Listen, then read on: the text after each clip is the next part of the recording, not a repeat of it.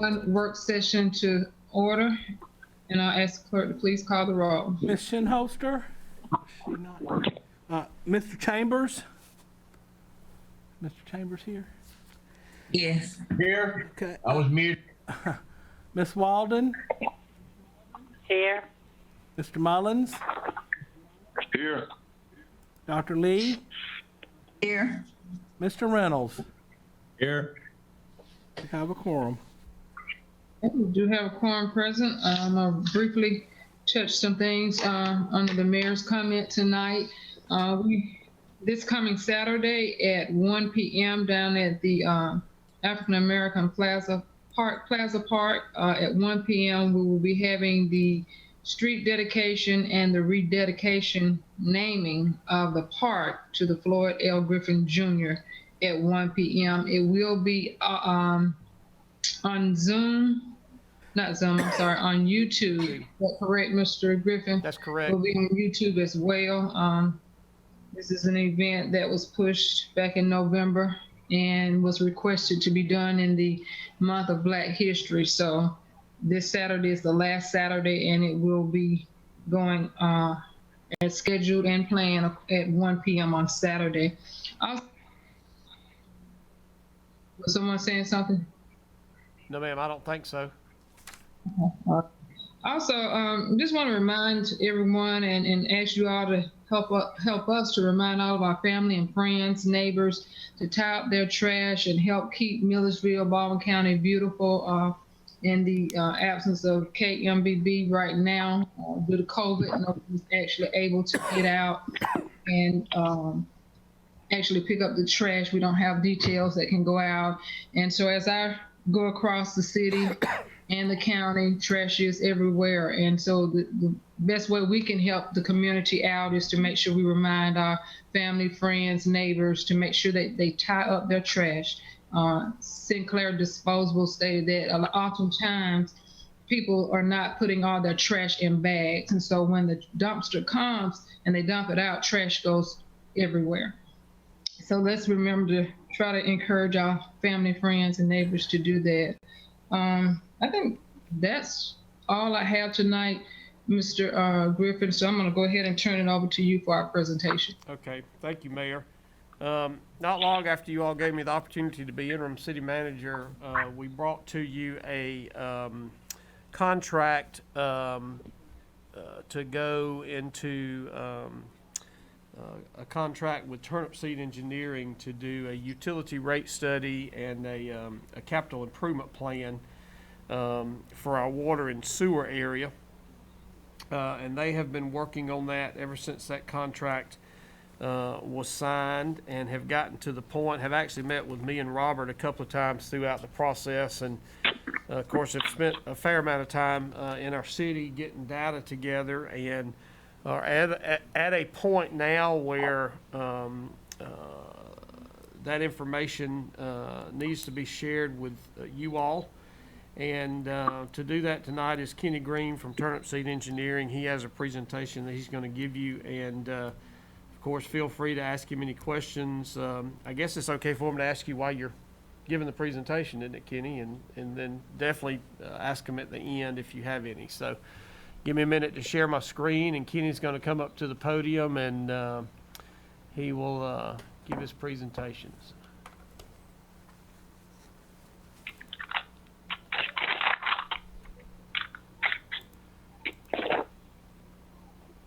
All right, Kenny. Are we live? Microphone? Yes. Mm-hmm. Okay. Well, Mayor and Council, my name is Kenny Green. I'm with Turnip Seed Engineers, and I appreciate the opportunity to bring to you the results of a rate study that we've been working on over the past year. And the purpose of the rate study is to make sure that the city is adequately planning for expenses in the future, and that the rate structure is there to support that. And I think, in short, the good news is that I think although there are expenses that need to be planned for in the future, I think the city's finances are solid, and there are some other circumstances that make it so there's an affordable way to budget for the expenses that are needed in the future. So if if you don't mind, I hope you can see the screen. But there are basically three things that we're going to discuss, and that is the expenses that we have now and need to plan for in the future, the revenue that the city is currently receiving, and the proposed rates. And we're going to spend the most time on the rates. But starting off, looking at the water expenses, this is the last 5 fiscal years, and you can see that operating maintenance expenses on the water system have been relatively stable. It looks like there's about a 2% increase across the years, which is typical for other city systems in Georgia, and so that 2% is something that we would plan for increase to continue in the future. On sewer expenses, also there is about a 2% increase. If you'll notice, there's a little spike there in 2018. That was not actually operating expenses. That was some capital expenses that were paid for out of the sewer budget. But by and large, the sewer expenses have been increasing at a rate of about 2% per year, which is typical. If you add them both together, here you see the water in blue and the sewer in green, you'll see again that adding together they've been increasing about 2% per year. Okay, so there's a lot of numbers here, but let me walk you through this a bit at a time. And what you'll see is the water there on the left column and the sewer and then a total. And if you'll notice, those are the different categories the city uses in budgeting.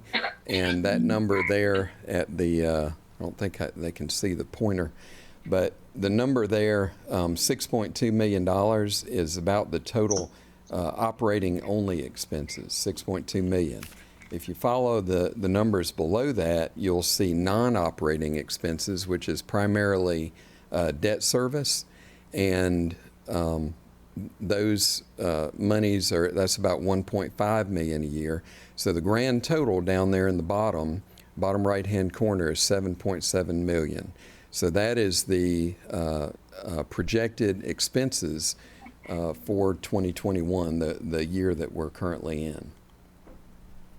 Okay, so while we're talking about expenses, a good number to think about is what is the cost of treating water and or producing water and treating sewer. And if you look at the numbers here on the screen, you'll see that in 2019, to produce 1,000 gallons of water, which is the unit that you sell it in, it costs $1.87 to produce. In other words, if you sell it for less than $1.87, you're losing money. If you sell it for $1.87, you're just barely covering your operating expenses. Now that doesn't include debt in there. And sewer, you can see that the cost to produce sewer per 1,000 gallons is higher than it is to produce water, and that's pretty normal. All right, now we have to plan for expenses to grow as we discuss the inflation of the expenses each year. Looks like it's about 2%. That matches about the rate of inflation. Also, we have to plan for debt in two forms. The existing debt that's on the books has to be retired, and new debt is going to need to be planned for to make some major improvements to the water and sewer system. So here's a graph that shows you your existing debt, and if you'll notice, the city has very little debt with the exception of the 1996 bonds that were taken out to pay for some major improvements at the wastewater plant. Now the payment on those bonds is right at $1.2 million a year. The city's been paying on those since 1996, and that is the majority of the city's debt.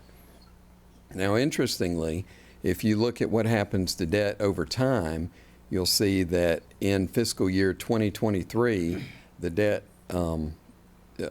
reduces substantially, and that's because that bond issue from 1996 matures in 2023. So the city's paid for it all these years. It'll be paid off. That $1.2 million note will no longer be needed. And the interest rate on that note is a little higher, but the note did not allow prepayment, so you couldn't pay it off before 2023.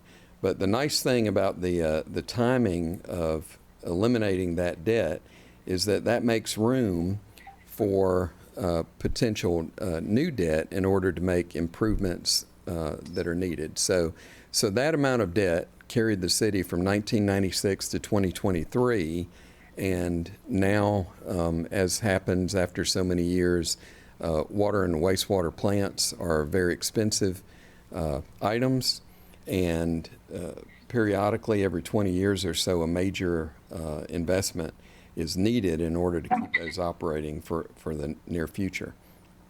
So here is the debt that we have planned for and the rates that we're going to recommend, and that is $25 million in improvements to the water treatment plant and $15 million in improvements to the wastewater plant. Now, over the last year, our folks have been spending a lot of time at both plants in order to assess the condition of the equipment and the concrete and exploring various options with the city. And the main investment there, the water treatment plant, the city's existing large plant has a very good structure. You know, the bones of the plant are very good, but the equipment is in need of replacing. Some improvements are needed to bring that facility into the 21st century, and also some things for serviceability and usability and making it a more attractive facility. And so there's a complete rehabilitation plan for about $25 million. Now, if you'll notice, the 25 and 15 million added together, that's $40 million in new capital investment, new debt that we would recommend the city plan for. Those two add up to be less than the amount that the city was considering for just a water treatment plant a couple of years ago. So we feel like we've spent a good bit of time coming up with a very detailed cost estimate, and are confident that these are good numbers for the city to recommend. So in order to fund $40 million worth of investment, there are some funding options. Luckily, right now, we're at historically low interest rates. The most likely funding source for these projects would be GFA and the Drinking Water State Revolving Fund, which is federal money that comes through the state agency GFA. The city has some existing GFA debt. Typically, those they loan money on a 20-year term, which is 1.13% interest. What we would recommend is city might want to consider a 30-year note in order to get that payment down. 30 years is still a historically low rate of 1.86%. So you see down there at the bottom line, the payment on $25 million for a water plant would be a little over $1 million a year, and for a sewer plant, improvements of $15 million, it'd be a little over $600,000 a year. So you add that together, and that's a total new annual debt service of $1.75 million. But if you'll notice, we talked about the 96 bonds being paid off in 2023, and that means that you've got $1.2 million that you're currently spending for debt that comes off the books. So if you add those together, that means that instead of needing to raise $1.75 million in additional revenue, you would only need about $500,000 of additional revenue, which seems to me a reasonable amount. That if 25 years ago you needed $1.2 million in payments and now you only need $1.7, that seems like a pretty reasonable number. So $500,000, if you'd keep that in mind, that's about the additional debt service that needs to be raised. Okay, so there are some other things that need to be planned for in the city. One of them is transfers to the general fund. So Water and sewer systems are utilities, and where other utilities pay a franchise fee, the utilities do not, but there are some legitimate transfers. And so what we have planned for is a transfer of up to $1.5 million per year into the city's general fund. Now, that has been planned for in previous years, but to my knowledge, I don't believe the city's ever been able to transfer that much, because basically at the end of the year, the amount that is left and available gets transferred to the city, but it's never been that high. But we think it's a good idea to at least plan for a transfer that high. Another thing is, even though we're showing $40 million of investment for water plant and wastewater plant, there are other things in the water and sewer system that need paying for. In fact, I asked your wastewater plant manager if he could have one thing at the wastewater plant, what would it be? And he said, go out and fix the sewers and get the rainwater out of the sewers. So there is a substantial need for investment in the sewer system and the water distribution system. A lot of your infrastructure is old and aging, needs to be replaced, repaired. And so we would recommend budgeting $1 million a year for capital improvements outside of the water and sewer plants. Another item to be funded would be growth. And we think that in the current amount of growth, that those could be funded under that $1 million for capital improvements. If it turned out that there was industrial growth, for instance, a lot of times that comes with the possibility of federal grants to help pay for that, and also the additional revenue from an industry could be used to pay for industrial. Okay, so let's go back to the chart that we had seen before, and if you notice the top. Can't hear. Yeah. Hold on just a minute. Can't hear at all. I think you can hear us there. Background noise. You hear us now? Yes. Oh, yeah, it was Denise. All right, let me see if I can pull the presentation up again. Okay, go from there. I'm gonna let you have that. I did swap over from my phone to my computer, so it may be. Yeah, what you? Sounds good anyway. Okay, so There you go. this slide, the top part shows you what we had looked at before, very similar, which was the 2021 budget. This is the projected revenue out in 2023. And if you see down there at the bottom of the top section, there's a $6.8 million in or projected revenue needs. These are actually expenses. So Slide's gone. Put your slide back. Interrupt you again, but now we don't have video. All right. Yeah, we lost the presentation. We don't have the presentation video. Can he hear us? Yeah, we can hear you. Hold on just a minute. Can't have everything, can we? Okay. All right, you got it now? Yeah, now we got it. Thank you. All right. okay. That was operator error on my part. I'm sorry. Okay, so there at the bottom of the top section there, you see that 2023 projected expenses of about 6.8 million, and then under that we added these items that we just talked about. There is 1.75 million in new debt service. There's $1.5 million in transfers to the general fund, and there's $1 million in capital improvement. So I want you to remember this number there at the bottom that's circled, $11.1 million, because that appears to be the amount that we would recommend the city target for in revenue. So if your expenses are 11.1 million, you need to have the revenue that can support 11.1 million. Okay, so let's talk about revenue. Now that we know how much money we need, we can look at how it can be generated. So here's a graph showing the actual operating revenue that the city received for the last 5 fiscal years. And if you notice there at the top, that number is about, let me go back there, that number is right at about $8 million. So we've got to get to 11.1 from 8.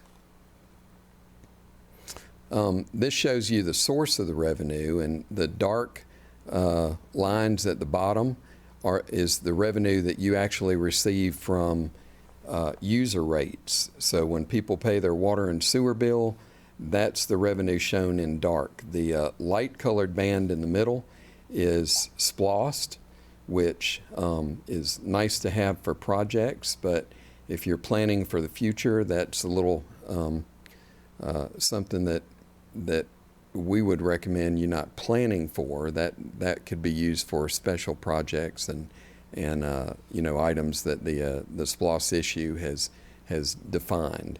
And the top little part is non-rate revenue. So if you look at the lowest of the last 5 years, in 2018, your operating revenue was $6.9 million. So you can see where we are, $6.9 million in rate revenue, and where we need to go, which is $11.1 million. And it sounds like a long way, but I think you'll see that is actually achievable and affordable. So let's talk a little bit about rates. Every user pays to have a bill, whether they use water or not, and we're just speaking of water here, they pay $12.89. That is their base charge.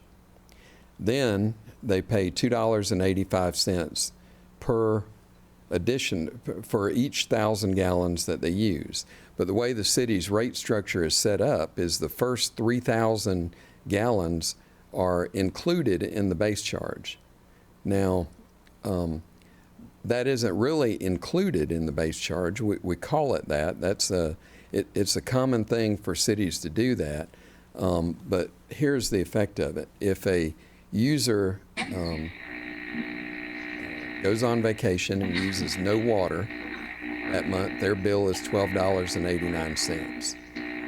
Another user that uses 3,000 gallons, their bill is $12.89. So you can see there is 3,000 gallons of water there that the city is not charging for. Another user that adds another 1,000 gallons, his bill goes up to $15.74. So you see how that works. So throughout the rest of this presentation, we're referring to the $12.89, the amount that each user pays just for having an active meter. That's the base charge. And the amount that the user is paying for additional 1,000-gallon units, that's called the unit charge. Okay, so in order to recommend rates, we have to be able to predict what a rate increase, how much revenue that it will generate. So what we did is we got with your billing folks, who were excellent, gave us great information, and we pulled every single water bill for a year from every single customer in the city, the actual bills, and we fed it into a gigantic spreadsheet and created a model that would predict the revenue, so we could go to that model and change the rates and see how much revenue it would predict. Because it's very difficult to predict because of that 3,000 gallons that's included in the base charge, because you don't know if a certain customer, if they were given or included 1,000 gallons free or 2,000 or 3,000. So here is a summary from that spreadsheet showing that the city-only revenue in fiscal 2018 was $6.5 million. So we created a model to take all the data from that and predict what the rates would be. And this slide is just there to show you that we were able to match penny for penny. So we're confident that the calculation method that we're using is an accurate representation of what the revenue would be. Okay, so we talked about this water that's included in the base charge. So if you look at this pie, that is showing you all of the water that was produced by the water plant in fiscal 2018. And the dark blue area with the $ on it, that is water that you billed and collected on. And the light gray in the upper right-hand corner, that water was not billed. So in other words, for every 4 gallons that left the water plant, you only billed for 3 of them. So every 28% of the water that came out of the water plant, you did not bill for. And consequently, 28% of the sewer that was going to the sewer plant, you weren't being paid for either. So that's the effect of that 3,000 gallons that's included in the base charge. Okay, so let's, here are some of the results of the model. That on the left you've already seen, and the column on the right just shows the model results of where we took everybody's bill and we rebilled in the computer everybody so that they would not receive the 3,000 gallons that was not billed for. So in other words, all the customers would pay for the gallons that they used. There wasn't anything included in the base charge. And you'll see down here at the bottom, that generated an additional $1.4 million in revenue, or a 24% revenue increase from eliminating the 3,000 gallons that's included in the base charge. So that's with no rate, no adjustment to the rates, just eliminating the 3,000 gallons. Okay, so we had to update to fiscal year 2020 in our model, and one of the significant changes there is in the revenue the city receives from Central State Hospital. If you recall that the system there, the pipes and the pumps of the whole system were deeded over to the city in exchange for 5 years of free water. So there was water that was going to Central State Hospital that was not metered and was given to them for free. Well, that agreement expired in 2019. So you can see the numbers here. In 2018, the city installed 34 meters, 2020 and 72 meters, and some of those were large, 6-inch and 8-inch meters. So in between December 2019 and now, the city's seen a steady revenue increase as meters are installed at Central State Hospital. So taking that into effect, you'll see that there's the additional Central State revenue, and now there would be $2.4 million of additional revenue today just by changing or eliminating the 3,000 gallons that is included in the base charge. Okay, so let's talk about the meter charges themselves for a minute. This is a chart that shows how much water can be delivered by a different size water meter. And down here in the lower left is a residential meter that, you might be able to get, I think, 16 to 20 gallons a minute out of a residential meter, where up here, a 10-inch meter, they can pull 4,500 gallons a minute, which is equivalent to 220 residential meters. So why is that important? So imagine if there's a residential house right by an industry with a 10-inch meter, and everybody goes on vacation for a few days, and we have a pipe freeze, and the pipes break. Well, if that pipe breaks at that house, the amount of water going through the meter, 16 gallons a minute, probably wouldn't even be noticed. It wouldn't impact the city at all. But in industry, a pipe break or a fire, or just they decide to use it, and they can pull a substantial amount of water, enough that the guys at the water plant have to go in and turn on some pumps. The tanks are dropping in the city. So it makes sense that the larger a user is, and it's common practice, the larger a user is, the larger they pay as a base charge for the availability of having as much water as they want whenever they turn on the spigot, so to speak. All right, so in order to have the users pay based on the size of the meter, we've developed this chart that that is a possible way the city could structure rates so that, you know, the little old lady beside the industry, she would still be paying $12.89 a month to have that water meter, where a larger industry might pay up to $1,000 a month. And these are industries that have water bills that are, you know, substantially large. And this rate structure would have the rates increasing at about 60%. Each meter size would pay about 60% more than the previous meter. Now, if you'll remember, based on that chart, each meter can draw about double the water. So this is a reasonable increase in charge by meter size. We've compared this to other medium and even large municipalities. It's very consistent with structures that are seen elsewhere in Georgia. Also, if you'll remember, it costs more to treat sewer than it does to make water. So it makes sense that the sewer base charges are higher than for water. So a sewer customer should pay more than water, and we've recommended about 1.5 times. So if you take your water base rate, your sewer rate would be 50% more than your water rate.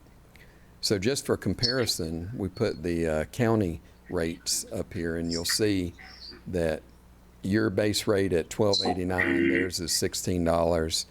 That 2-inch meter, theirs would be a little cheaper. If you look at the 6-inch meter, yours would be $216, theirs would be $350. So the amounts for the larger customers are consistent with what we see in Georgia, and they're also fair in that a larger customer ought to pay more for the availability of a greater amount of water.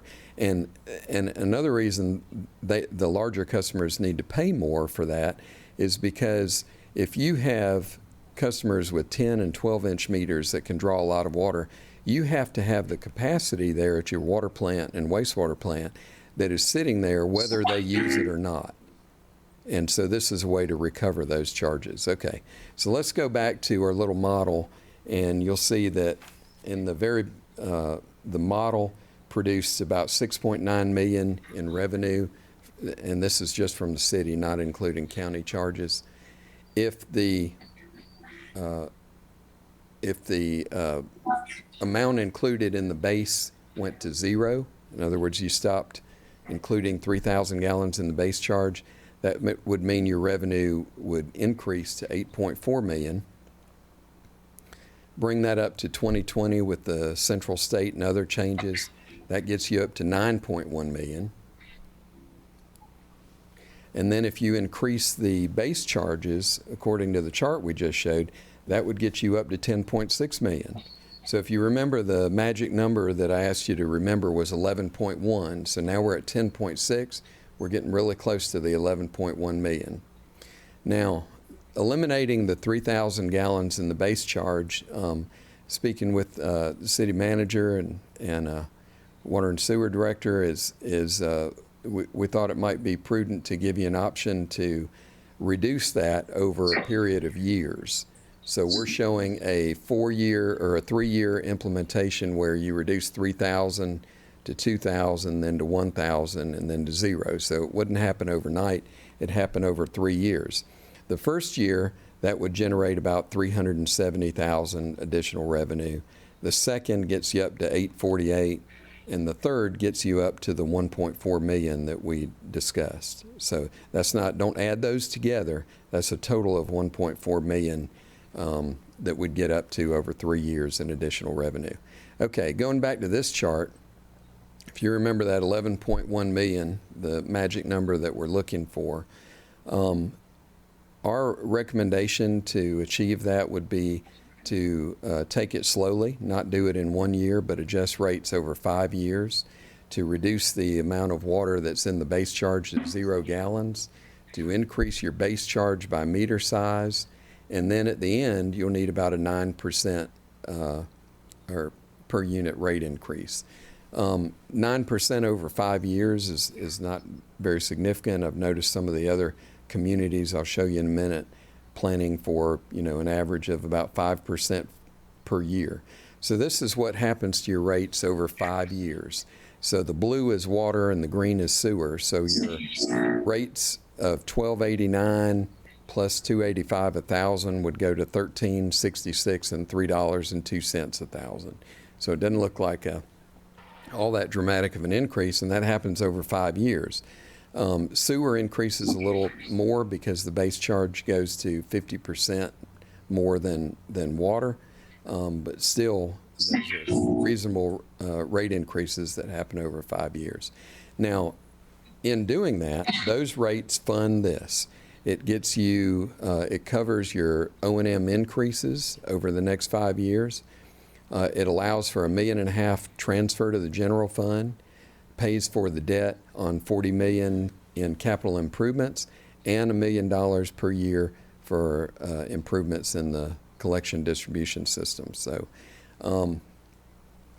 thought it'd be interesting to compare these rates with other cities. Now, one thing to keep in mind is that the rates that we're proposing won't be fully in place until fiscal year 26. So we're comparing that with other cities using their 2019 numbers. So that's 7 years difference, because the latest information we have available was 2019 for most of the cities, and we're comparing that to rates that are 7 years after that. But if you look at them, the proposed rates are competitive or less than most of the cities we looked at, and the bottom two looks like they got repeated there. But these cities were utilities that are very close in customer size to Milledgeville and nearby. We kind of picked the ones that were closest in size and closest to Milledgeville. So let me show you that graphically. Here is the water bills. On the left is 3,000 gallons, on the right is 7,000 gallons. That's just two different types of user. And if you notice the red writing Milledgeville at the bottom, right now Milledgeville's rates are lower than all of these other communities. Your rates there's your current. Your rates in 2026 would still be in the middle of the pack compared to everybody else's rates in 2019. So none of the rates that we're proposing are out of line with what you're seeing amongst your neighbors. And there's a graph of the sewer bills that shows the same thing. Your current sewer bills are lower than Griffin, Monroe, Covington, Dublin. They're lower than those now, and would be competitive with them in the future. But you've got to consider that in 7 years, their rates are going up also. Okay, so how this works together over time. 2021 is the fiscal year that we're in now, and you see the next 5 fiscal years out there to the right. And if you look at the projected revenue and expenses for 21, a planned transfer to the general fund of $500,000 might not happen at the end of the year because the revenue's not there to support it. But this structure that we've laid out in front of you does fully fund that transfer to the general fund by 2024. So it would allow $500,000 next fiscal year, $750,000 the next, and then get up to the full $1.5 million in 2024. This also allows the city to begin work on the water plant in the next fiscal year, with construction coming about in 2024. The wastewater plant could be started on as far as designing the wastewater plant in the following fiscal year, 23, and so that you could see construction in about 2025.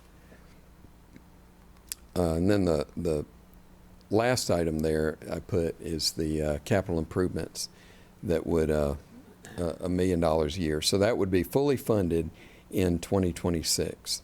And so the good news, all this, is that there is a way, because of some particular circumstances, the city paying off a major debt instrument in the next couple of years, the increasing revenue from Central State. The city's done a very good job at controlling expenses. The O&M expenses on the water and sewer system are comparable to lower than most municipalities your size.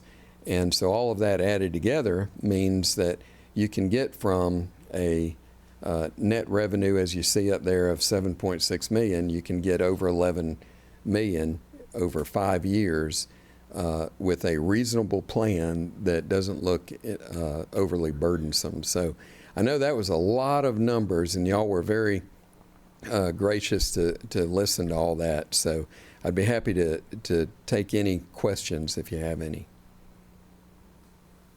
And let me share with you all that I do have this presentation, and I will make sure that it is emailed to you and hard copies are put in your box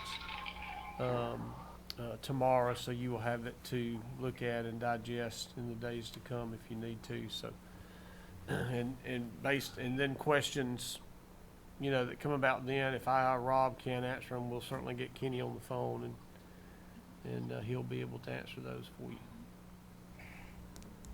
I do want to make one comment, and that is that I've listened to several water and sewer studies over the years, and this one was about as painless as I can remember.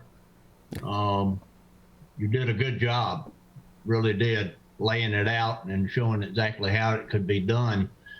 One thing that I wanted to ask, we have done the 5-year increase, and that seems to work well. Our problem, to me, one that we seem to encounter, is that we go a number of years before we do another 5-year increase. And I just wanted to ask, what do other cities plan for? Do they plan for 5 years at a time, and then after a certain amount of time plan for another 5 years? Or what do they do in looking into the future? Want me to answer that? Yes. Hank? Okay, so what do other cities do is there is a really wide variety. You might want to characterize that by what do well-planned cities do, because there are quite a few that don't do anything, and they don't do any planning, and then and they're happy to keep rates as low as possible. And what happens is that after 10 years of doing that, the bottom drops out, and there are major rate increases needed in order to catch up. And so we think it would be better to consider small increases each year. The power at the water plant's going up a couple percent every year. Your labor costs, your insurance, those go up every year. So we think it's prudent to keep up.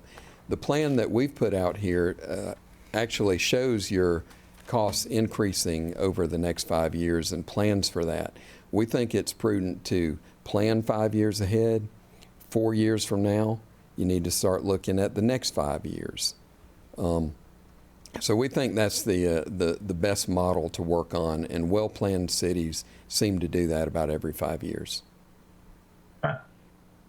All right. I didn't know whether or not we needed to already, if we were to look at 5 years, do we need to already look at the 5 years beyond that? But that makes sense to get this started, and then once you're well into it, then start planning for the next 5. Thank you. Sure.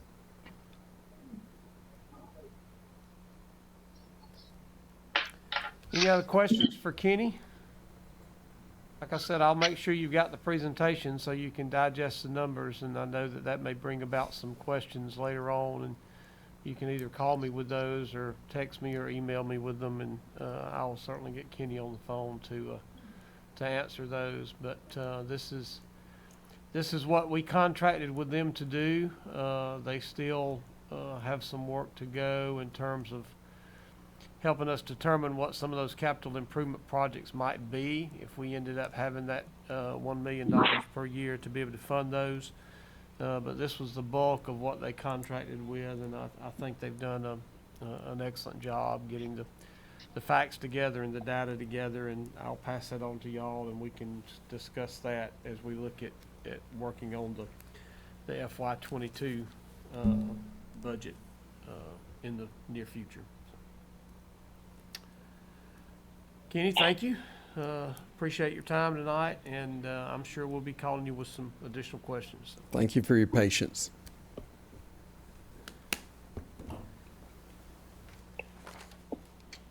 Mayor, the only other thing I have to go into is I've shared with you all some information on Thursday that I wanted you to have for the city manager's report. I won't go through all of it, but I think there may be some need for us to talk about some personnel issues and questions with the time that we have remaining. So if that is your pleasure, we'll need to go into closed session so we could do that. All right, Mr. Griffin, then I entertain a motion to come out of regular session and go into closed session to discuss personnel and legal matters. So move. Second. Call the roll, clerk.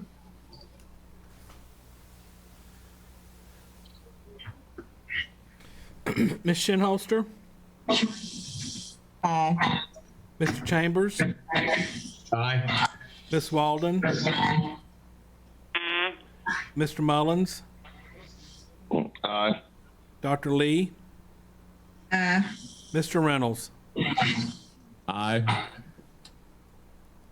And this time we'll go into closed session.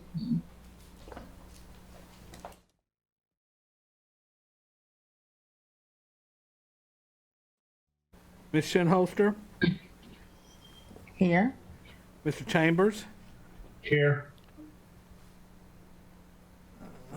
Ms. Walden, Here. Mr. Mullins, Here. Dr. Lee, Here. Mr. Reynolds. Here. All right, at this time, we're back into our regular session. And at this time, I'm gonna, no further business to discuss. I'd like to adjourn the 23rd, 2020 closed work session. All right.